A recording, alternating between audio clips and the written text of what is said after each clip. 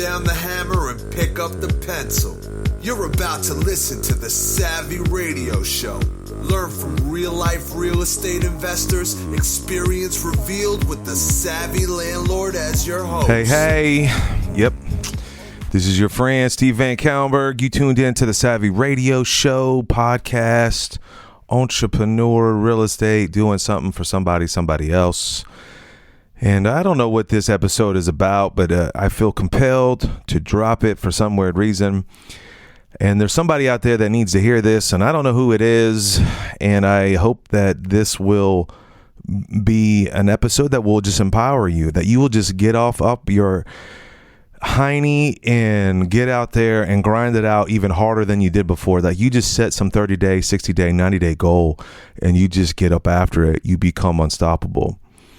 And so here's just some random thoughts that have been swirling around in my mind. So like today, I don't know if you know this, and I don't talk about this stuff, but I don't try to promote things for any other reason than to help other people. But I joined this gym called Orange Theory, and that's another story in itself. Like, how much does it cost? That's the one thing that people ask me, and I'm like, does it really matter? I know, man. At one time I was homeless, okay, and $1 was like I can go get turkey with a lot of sodium in it at a buy for less that was 79 cents, and that's how I ate for 2 days. I understand the value of money, but here's the situation. How much are you worth? What's your body worth? What's your mind worth?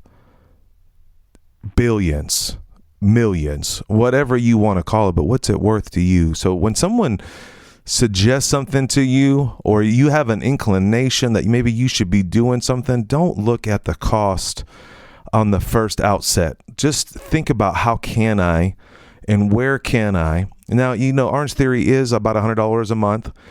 And, you can probably do a knockoff version of Orange Theory. I bet you if you Google it up good enough, you can probably make your own Orange Theory in the middle of the parking lot of wherever you live or work. You can make it happen. But you can also make it happen by coming up with a creative way to make more ends, aka money, opportunity, human value. But that's not even what I'm about to say. I don't even know where that came from. Somebody needed to hear that. My bad. But the thing is, I'm rolling into Orange Theory, and I've been through several studios, and I don't workout places, locations, whatever you want to call them. And it just seems like it's like one of my homies said, this is the Chick-fil-A of gyms. My pleasure. Welcome to Orange Theory. And it's interesting. Every studio I've been to, they're different. They have their own dynamic in their own little way. It's weird. Like some studios, people are outgoing and willing to talk to you. And I've been going to another studio for a long time, and nobody knows my name there, which is very interesting. And that doesn't hurt me or help me, but it's just fascinating. And I think it comes down to demographics as well. And maybe on another episode, I can break down my philosophy on that. But what I've noticed is I have connected with the people behind the counter. I think that's important, that people that serve other people need to be appreciated. And I don't come out and say, yo, I thank you. I just sometimes migrate to the front and start chatting with somebody. Well, this individual, I've been going to the Orange Theory for a minute, and he has a wonderful personality, and this dude's like super outgoing, and he, to the degree where his personality is pretty strong, and not in a strong, he's just a very powerful, outgoing person. And so I was just talking to him. I'm like, so basically, the question, if you come and talk to me for much longer than a few minutes, I'm going to get to know you with a few key words, and those key words are, what's your goals? That's how I met my wife. What's your dreams? What are you doing? Where is this going? Why do you work here, basically? And, apparently this guy is like training to, be a manager. And, this job, it only pays like $10-12 an hour, which is not a negative thing. It's just interesting. Someone that whistles while they work should get at least $13 an hour, and this. So I've been going to and I'm like, so, hey man, are you going to get your certificate, to be a trainer? No, man, they won't let me do that. Whoa. I was like, what? I was like, they won't let you do it. Yeah. You have to choose one way or the other. You have to be a trainer or you got to be a manager. I was like, that doesn't make sense to me. Like, and this young kid, he just starts going into this situation where, it's good to be, in his mind, he's like, I need to be a trainer so I understand what goes on the floor so I can be a better salesperson. He didn't say that, but that's what I'm thinking. And then you progress into like a management role. And I'm like, that just makes sense. This kid wants to do that. And I was like, the first thing I just fired right back. I'm like, why do you let other people tell you what to do? I mean, think about that. Ask yourself, what are you doing right now that someone else told you should be doing that may not be benefiting for you? It may not be the career choice. It may not be the right decision or the right bank or the right realtor or the right office space. Who told you that it's okay? Does it make sense to you? Now, you're the only one that's responsible. This young dude, he doesn't understand that this corporation, I own businesses, they kind of lie. They just trying to do their thing, and they hope that you are compliant. But that's not necessarily, that doesn't mean that should be the right thing for you. What are your goals? What are your aspirations?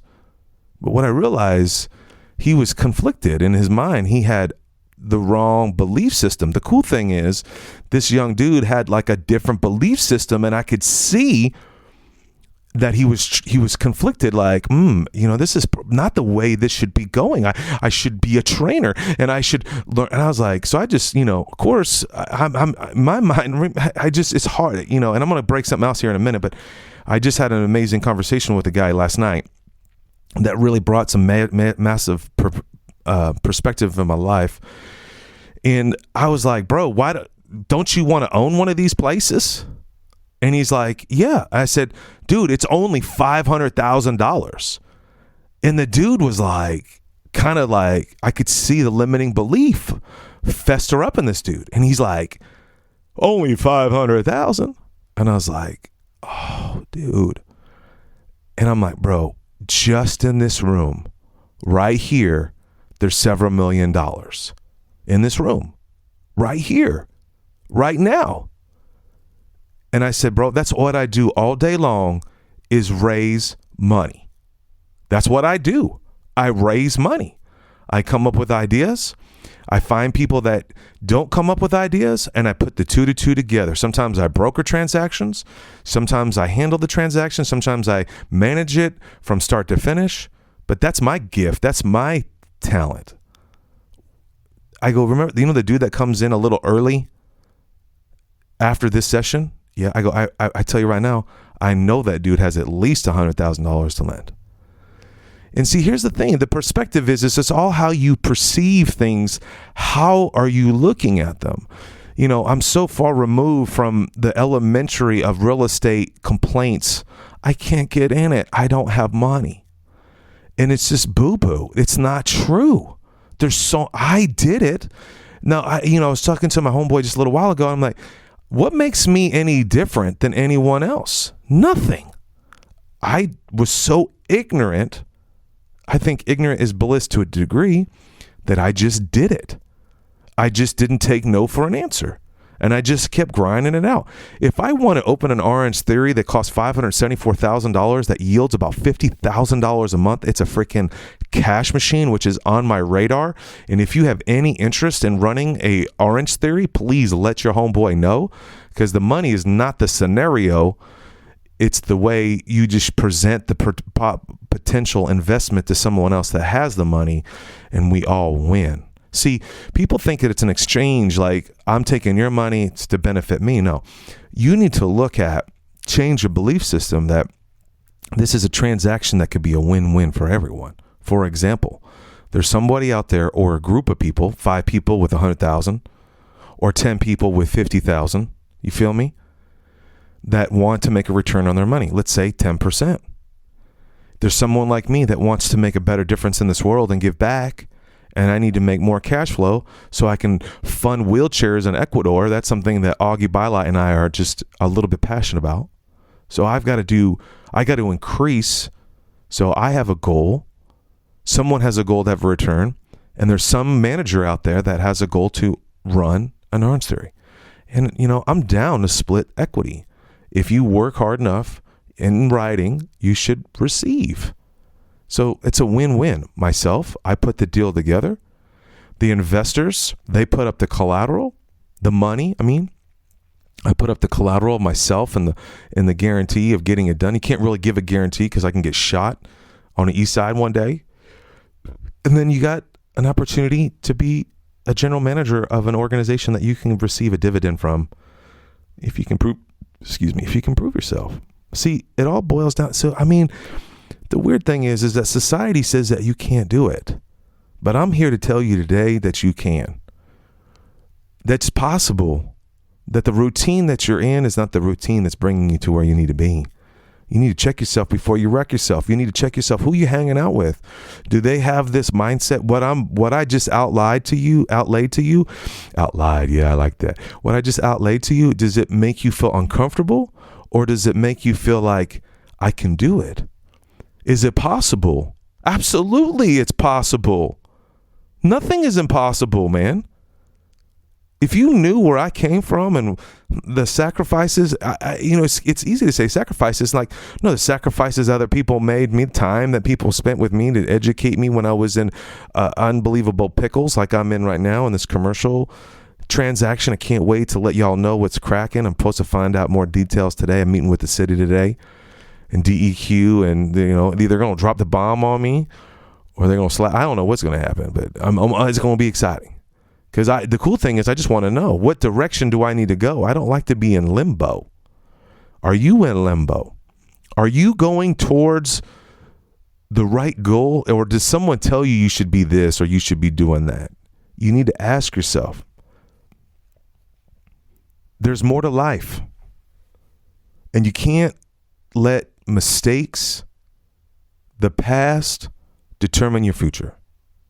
It was very interesting that I was hanging out with this homeboy yesterday, and I haven't done this in so long, but I had to tell him about myself. I was like, yeah, there was a time I was divorced. Yeah, there was a time that I lost all my rental property. Yeah, there was a time that I was $30,000 plus in debt. There was a time where I had slept on the floor and I didn't have heat and I was making a makeshift fire. Yeah, there was a time that I was living on this dude's couch and he's like, bro, where is this going? And I'm like, wow. And then people complain that they don't have opportunities. There's opportunities everywhere. What's holding you back? See, I don't look at the past. The past does not define me at all. It helps me. It gives me, I'm not going to do that again. I'm not going to get in consumer debt again. I'm not just going to put things on a credit card that, 3 months later, I'm like, what was that $600 charge? No. If I put it on a credit card, it's going to make me money. If it's not going to make me money, I'm not going to put it on a credit card. It's just a simple principle that I just learned. The pain was so much that I never want to endure it again. So people put safeguards on their phone. They struggle with pornography. So they don't want to ever go down that. So they put things on their phone. It's okay. The thing is, it's like we need to be transparent with people. I don't think you need to be transparent and say, dude, I'm a blank, blank, blank. And I don't think that's going to help anything. But there's some people in your world that really need to help you because it helps themselves. I think it was more therapeutic for myself that this dinner that I had with this homeboy, that I was able to confess that I'm human. That, people, they tune into the Savvy Radio show and they just think I'm some perfect dude. Like I got it all up together. No, I don't. No, I struggle just like you. But we're all playing this game that it's okay. That we can't confess and say, man, I don't have any friends. Or, man, I don't understand. One thing I can tell you right now that I have been testing is I have been trying, I read this article the other day that Facebook is testing. It's fascinating that they're testing in certain markets, wow, not all the way across the board, around the world. No, they're removing the like button. They know has psychological damage, that the like button causes endorphins to fire off and mislead you into a kind of it's called a mental fog, a brain fog. And it's just interesting. I read that and I'm like, I wonder if that happens to me. I wonder if this Facebook, does it control me? But no, if the world tells me you got to be on Facebook, that's the future, Instagram, that's how you get 10,000 followers, and that's how you sell your books and services. And, and I'm all about the future. So I'm not about like being left behind, but like, what is it really doing for your psyche? Where is it really going? Is it more damaging? I mean, it's interesting. So, folks that follow me, it's not that I'm trying to be, somebody special. I'm just trying to figure this life out myself. Another thing that I realized reading this book just recently, and I'm going to break this out for you. It's called Unstoppable. It's a 90-day plan to be unstoppable. And I believe the guy's name is Brian Angel.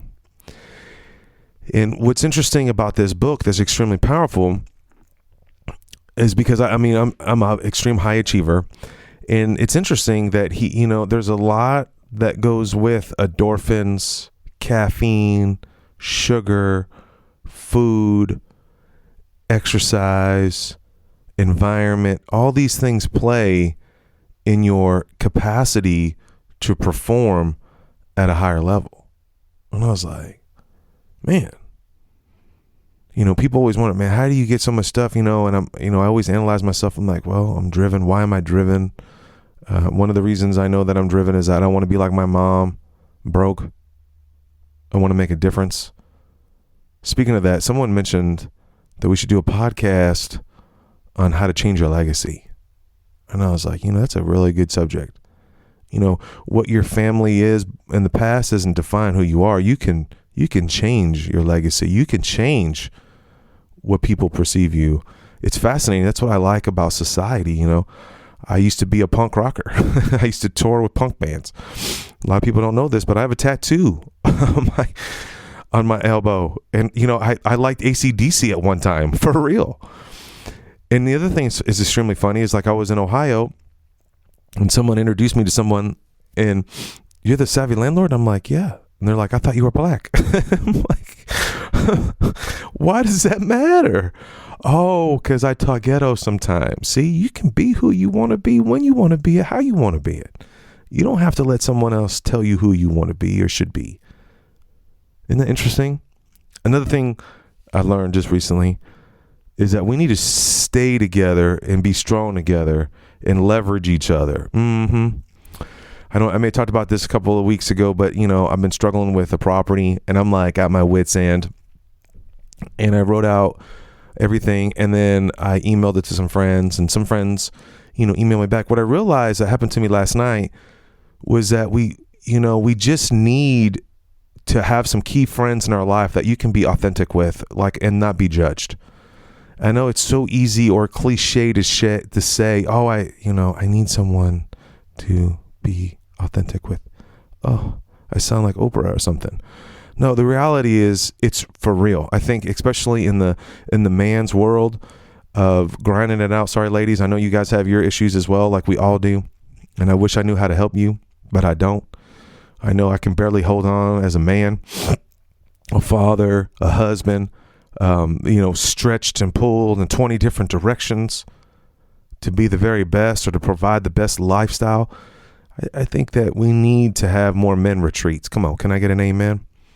And so I am thinking about putting together a weekend deal. I don't know, we just hang out. Like, there's no real estate involved.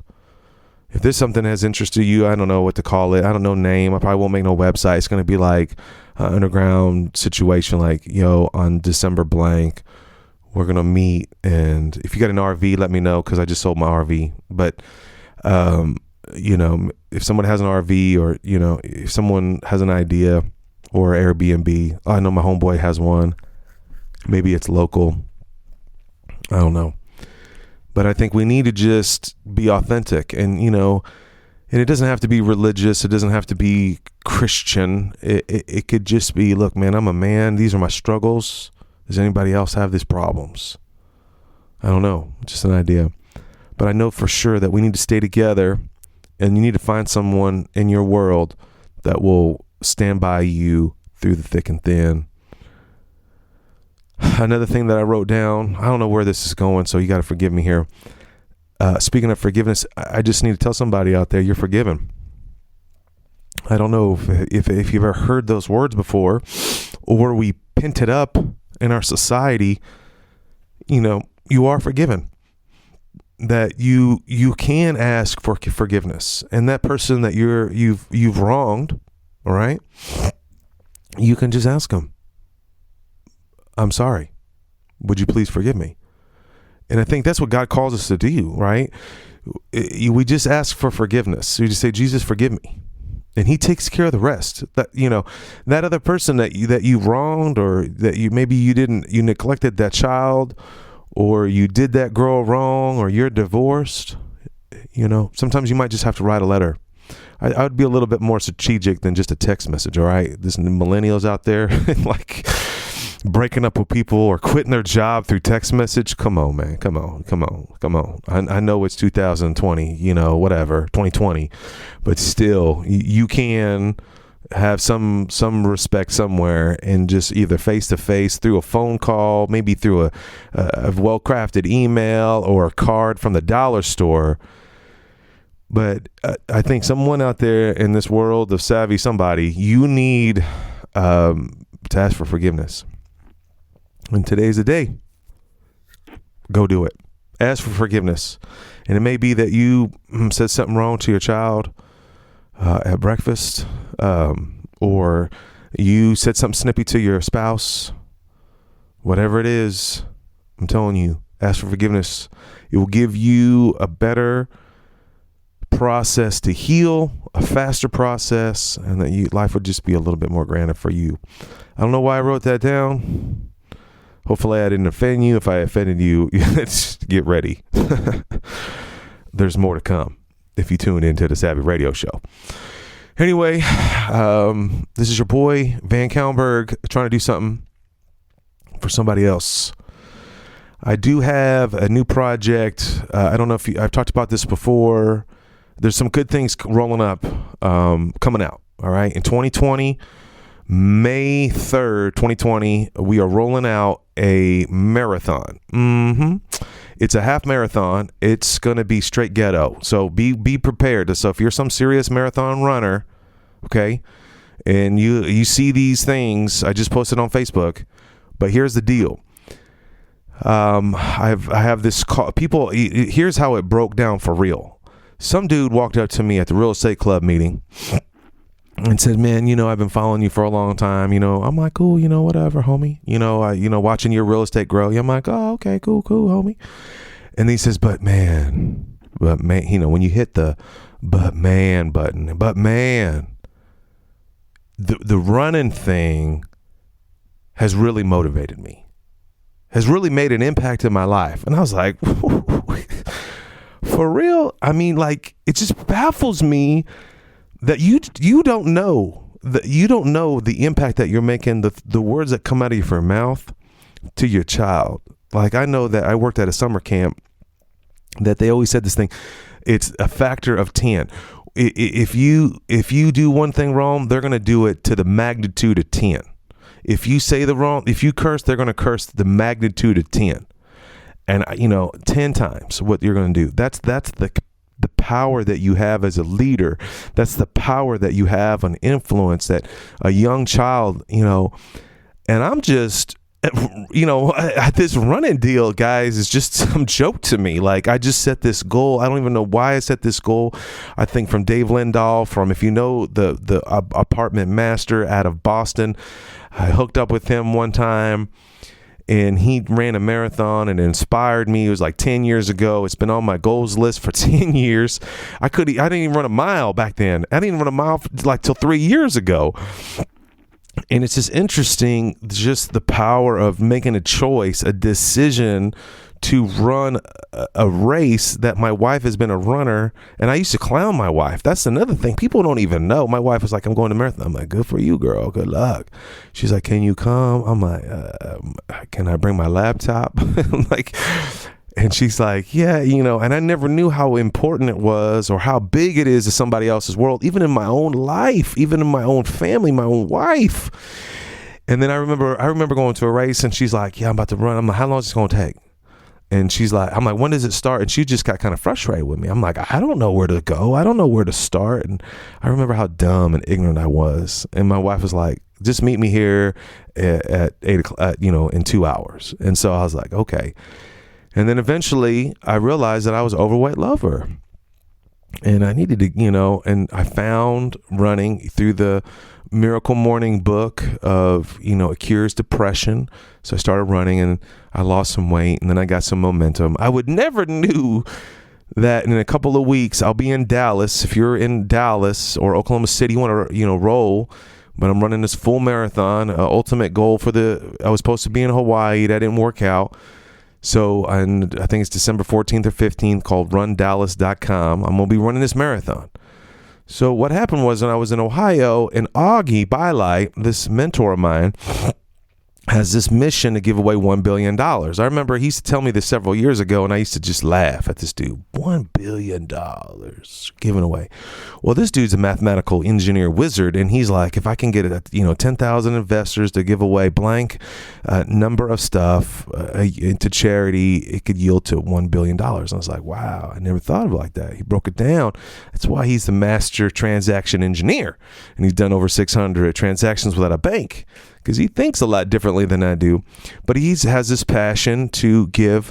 He told me once that if you buy a $150 wheelchair for somebody, it can affect 8 lives. And I was like, what? Yeah. He's like, bro, it takes that many people to mobilize. And in Ecuador, in these third world countries, they bring wheelchairs, and disabled people can't even get around, and they're just suffering. And I'm like, wow. So I was sitting at dinner with this dude, and I was like, man, how can I bless this dude? Because it's not in my wheelhouse. And he's like, his goal was like, can I just, if I can just get each investor to, when they do a transaction, to donate a wheelchair. And I was like, boom, I'm about that. I factor in locks in my transactions. I can sure factor in $150. And, his goal was to start getting investors to put on the HUD, which is a tax deduction, to put on, a donation for this wheelchair. Of course, I have never implemented that in my own, when I haven't really done any deals like that lately. So then I was like, how could I help this dude? And so I'm praying, and the Lord's like, help this dude with making a flyer. Stephen, you're creative, and maybe you can get the word out to your network, to your real estate investors. And then one of my homies, Big Bling Bling, just went ahead and did a flip, and went ahead and said, look, I'm going to donate 2 wheelchairs. And I was like, wow. See, just the power of just letting people know. And so he was compelled. And I was like, all right, people follow me in this running. I don't understand. A lot of people are losing weight through this running. So let's do a marathon. Let's do a half marathon. So ladies and gents, May 3rd in Oklahoma City, I'm going to show up at Hefner Lake and I'm going to figure this out. But I don't know what I'm doing. If you want to help out with this project, I would love the assistance. We need volunteers. But I did register the domain name. It's savvymarathon.com. Why not? I'm going to keep this savvy thing rolling. But it's May 3rd, 2020, Oklahoma City. But the cool thing is that we're going to do it virtually, that we're not just going to do it in Oklahoma City. We're going to do it in Oklahoma City on that date. And then some homeboys were like, man, I'm going to fly in. I'm like, what? You going to fly in just for a marathon? So people won't be flying in. We're going to do something hot for you. Okay. But we don't have registration up. I'm trying to figure all that out, but it's up. I got it on the website. We're going to do it. We're going to do it virtually. I don't know what the total cost is. Start saving your little dollars, but about $100, and it will go towards a shirt. It will go towards a medal, and will help facilitate this transaction or this event. And then the proceeds will benefit this wheelchair ministry or charity. I don't know what to call it. So then I was like, man, this is cool. I hope this thing takes off. And, I've been working on it diligently at night. I don't sleep, and that's what I was doing. And then I was like, man, every year I'm going to do this marathon. So I'm excited. And every year I'm going to start rolling out some charities. So I'm like, boom, the next one, 2021, I'm going to do Whiz Kids. That's a literacy program for the inner city youth, for at-risk youth in the hood. I don't know if you don't know that, but I'm all about it. They figured it out that if we can stop literacy, we can stop prisons from being overran. And then I think after that, we might do some other ones. So if you have a charity, I would like to know. We'd like to contribute to that. And I think as real estate investors and entrepreneurs and in just it's society, it feels good to give back. You should give back. You should give to your community, spend time, mentor people, love people. I know this is the craziest episode to date. This is how we roll. If you are in need, let me know. I would love to help you in any way. If you have a question, you're trying to get your first deal, or you're on your 100th deal, email me. Some people did text me just recently, a couple weeks ago. Man, I forgot to text you back on the website, but I appreciate it. Leave messages. If this is something that you're interested to, hit me up on Facebook. I don't know, probably around January is when I'm going to start really getting this going. If you have any skills or know anyone that has experience in this arena of marathons, let your boy know. I'd appreciate it. What is the Savvy Boot Camp? Are you struggling to get to the next level as a business owner, as an investor? Do you want to multiply your income? Sign up for the Savvy Boot Camp, a strategic and supercharged one-night and one-day event designed to shortcut your learning process and propel you forward. Just value, no upsells, and an intimate setting to build relationships with like-minded investors. We will be covering how personality profiling can make you a millionaire, outsourcing and the nitty-gritty of maximizing your property management, scaling your business through systems and automation, technology hacks you should be using every day, and how to raise private money. Go to www.savvybootcamp.com now to register or to find out more. Thanks for listening to the Savvy Radio Show. Glide online and listen to our other motivating episodes at savvyradioshow.com. Connect on Twitter @LandlordBook and always be buying assets.